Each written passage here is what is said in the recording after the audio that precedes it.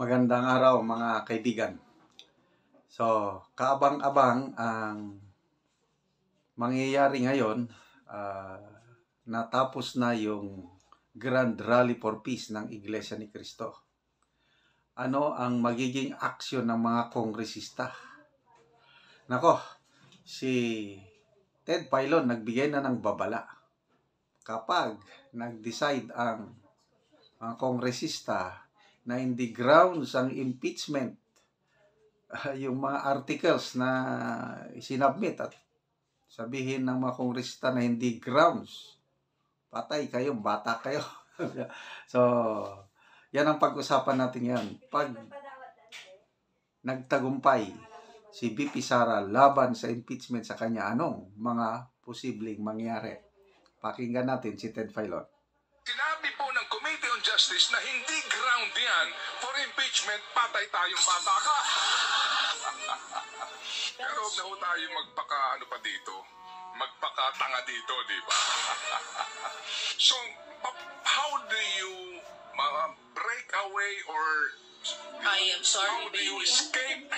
You cannot break away from that. Di ba? The conundrum, the problem, the situation that you created.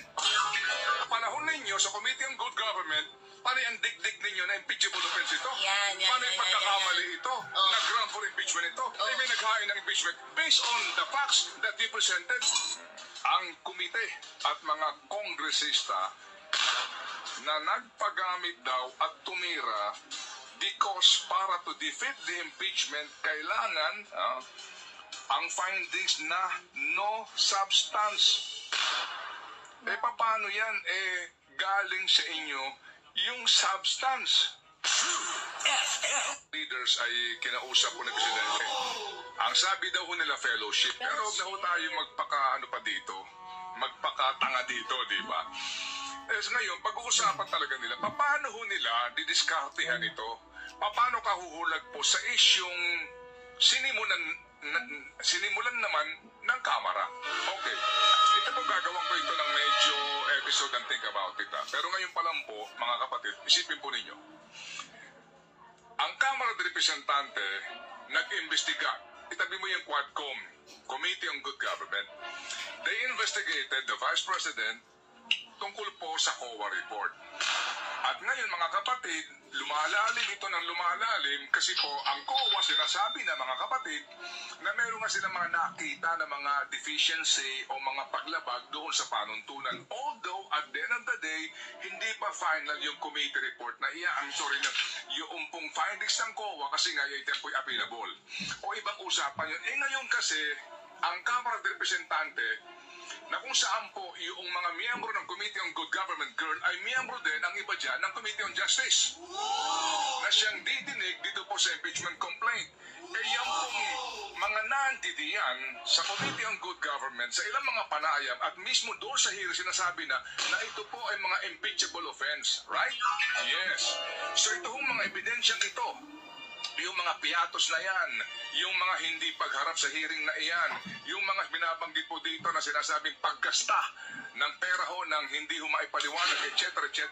Yan ngayon ang ground ng impeachment complaint, particularly nitong pangalawang impeachment complaint ng grupo pong ng 50 mga individual na inendorso po ng Makabayan Black. So kung ang kanilang hawak po na sinasabi mga grounds na ito ay hango doon sa Committee on Good Government Investigation na sinasabi mismo ng kanilang chairman na grounds for impeachment at magkakaroon ka ngayon ng pagdinig sa Committee on Justice kapag sinabi po ng Committee on Justice na hindi ground yan for impeachment, patay tayong bata ka.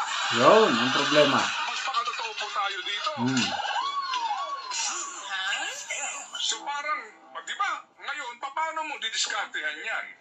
Kung ikaw si Congresswoman Luistro, na member ka rin ng Committee on Justice, ang iniharap dito mga kapatid na ebidensya po nitong mga nagreklamo ay hango sa inyong investigasyon. Sasabihin mo ngayon na hindi ground ito for impeachment? Malabnaw ito na dahilan? You cannot say that. Hindi ba na-stop ka na doon during the hearing ng Committee on Good Government? So paano mo ngayon i-dispose ito? Paano mo ngayon didiskartehan ito na hindi kayo magmumukhang tanga? Di ba na nung panahon ninyo sa Committee on Good Government, pari ang digdig ninyo na impeachable offense ito? Yan, Paano yung pagkakamali ito? Oh. Nag-grant for impeachment ito? Ay may naghain ng impeachment based on the facts that you presented. Kung ako si Congresswoman Luistro, magpapaplansya pa ako ng buhok para pretty ako kung matuloy yung impeachment hearing. Total, nagpabida na rin naman kayo dito sa mga hearing na ginawa ninyo nitong nakaraan sa komite. Eh, ituto nyo na dito. Naku, makikita ng tao kung gaano kayo kagagaling gusto dyan. Hindi ba? O, di ba? Oo, Di ba, girl? kailangan ko ano yung sinabi nila dito sa komite. Nung dinidikdik nila ang DepEd, si VP Sara, ang ibang kawani ng OVP, makita natin Sa Committee on sa Justice. Committee on Justice. Di po ba? Yan po yun eh. So, how do you break away or I am how sorry, do you baby. escape? You cannot break Diba? away from that. Di ba? The conundrum, the problem, the situation that you created. So, Committee on Justice hearing at ang iniharap ng dalawang grupong ito ay yung ang pinagbasihan ay ang inyong ginawang hearing na sinasabi ninyo na, di ba? O, ang dami mong dapat ipaliwanag dito. Eh, ganito na ito, mga pagkakamali nito. And then all of a sudden, you will decide unfavorably on the merits or the cases presented to you during the Committee on Good Government hearing. Ang sabi nga dito ng isang taong matalino, my baby girl, ang sabi nga dito, okay. Oo. Kapag sumunod kay Pangulong Junior na walang impeachment, maiiwan sa ere ang komite at mga kongresista na nagpagamit daw at tumira because para to defeat the impeachment, kailangan ang findings na no substance. Eh, paano yan? Galing sa... Okay, so ngayon, malaking problema ang mga kongresista. Lalo na itong natapos na dambuhalang rally ng Iglesia ni Cristo. So, marami ng mga house leaders na nagsasabi na hindi na nila pag-usapan. Congressman Abante nagsabi na hindi na kailangan yan. Tapusin muna ang eleksyon.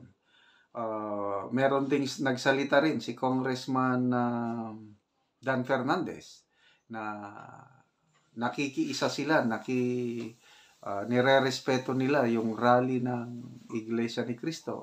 Marami pa, mga ibang house leaders. Ang nagrereklamo lang, nagbibigay ng negative reaction sa INC rally, yun lang Makabayan Black. Itong mga nasa minority, halos, I don't know parang tumalima sila sa panawagan. Parang nakinig sila sa panawagan.